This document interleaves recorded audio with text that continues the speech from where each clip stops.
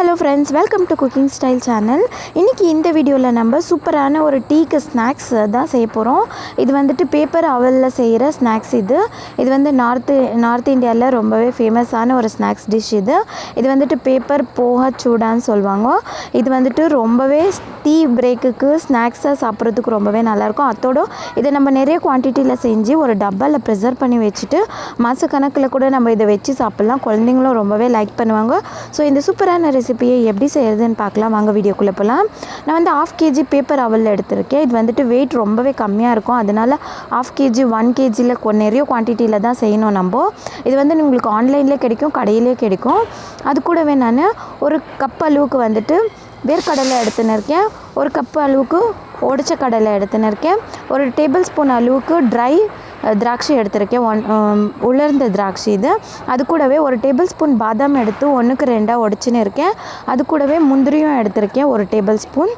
இதையும் செப்பரேட்டாக எடுத்து வச்சுக்கணும். ஒரு டேபிள் ஸ்பூன் அளவுக்கு தேங்காய் எடுத்துன்னு இருக்கேன், கொப்பரை தேங்காய். ஒரு மீடியம் சைஸ் பூண்டு எடுத்துன்னு இருக்கேன் உரிக்காமல். 2 துண்டு கருவேப்பிலை, 1 டீஸ்பூன் கடுகு, 1 டீஸ்பூன் சீரகம், ஒரு 4 பச்சை மிளகாய் எடுத்துன்னு இருக்கேன், 2 காஞ்ச மிளகாய் எடுத்துன்னு இருக்கேன், 1/2 டீஸ்பூன் மஞ்சள் தூள் எடுத்துன்னு இருக்கேன், தேவையான அளவுக்கு எண்ணெய், தேவையான அளவுக்கு உப்பு. இந்த சிம்பிளான இன்க்ரீடியன்ஸ் தான் இது வந்துட்டு உங்களுக்கு அவைலபிளாக கிடைக்கும்.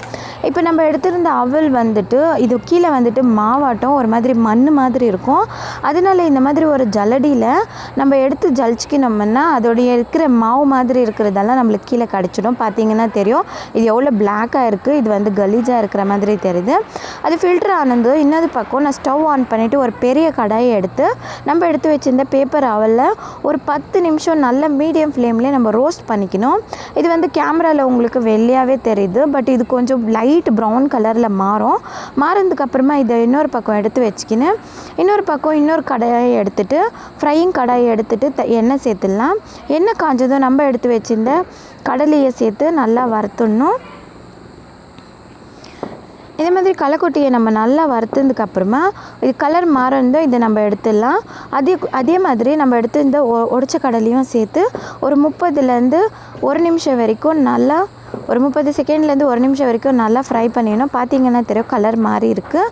அதே மாதிரி நம்ம எடுத்து வச்சுருந்த பாதாமியும் முந்திரியும் கூட ஒரு 30 செகண்ட்ஸ்லேருந்து 1 நிமிஷம் வரைக்கும் கலர் மாறுற வரைக்கும் இதை நம்ம டக்குன்னு வறுத்தி எடுத்துனே இருக்கணும். எண்ணெய் சூடாக இருக்கும் போதே அதுலேயே நம்ம எடுத்து வச்சுருந்த கொப்பரையை சின்ன சின்ன பீஸாக கட் பண்ணி வச்சுருந்தோம். அதையும் நல்லா ஃப்ரை பண்ணி எடுத்துடணும்.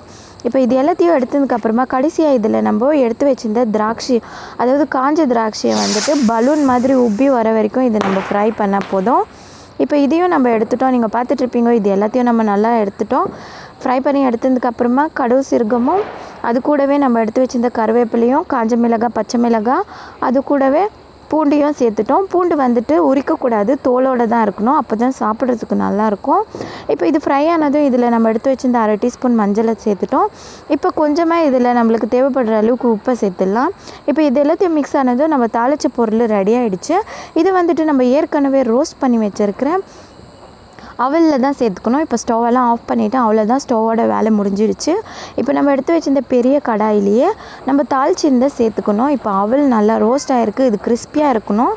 இப்போ இதில் நம்ம தாளித்த பொருளை சேர்த்துட்டு முதல்ல பாதி மாதிரி நம்ம மிக்ஸ் பண்ணி விடணும். ஏன்னா ஒரே தடவை நம்ம மொத்தத்தையும் சேர்த்துட்டோம்னா நல்லா நம்மளுக்கு மிக்ஸ் பண்ண முடியாது.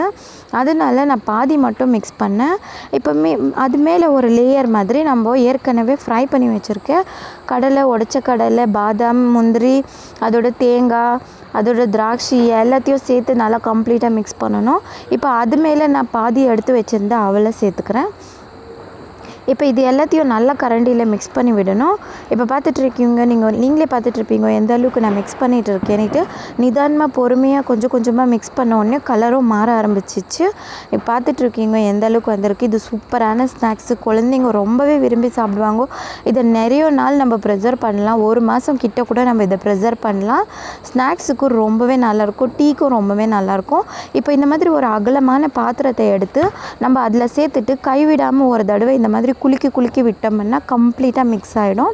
இப்போ இதில் நான் ஒரு ஆப்ஷனலாக 1/2 டேபிள் ஸ்பூன் அளவுக்கு சர்க்கரை சேர்த்துக்கிறேன். இது எக்ஸ்ட்ரா டேஸ்ட் கொடுக்கும். சில பேருக்கு சுகர் நல்லா இருக்கிறதுனால சேர்க்க மாட்டாங்க. பட் நான் சேர்த்துருக்கேன். எனக்கு ரொம்ப டேஸ்ட்டாகவே இருந்துச்சு, நல்லாவும் இருந்துச்சு.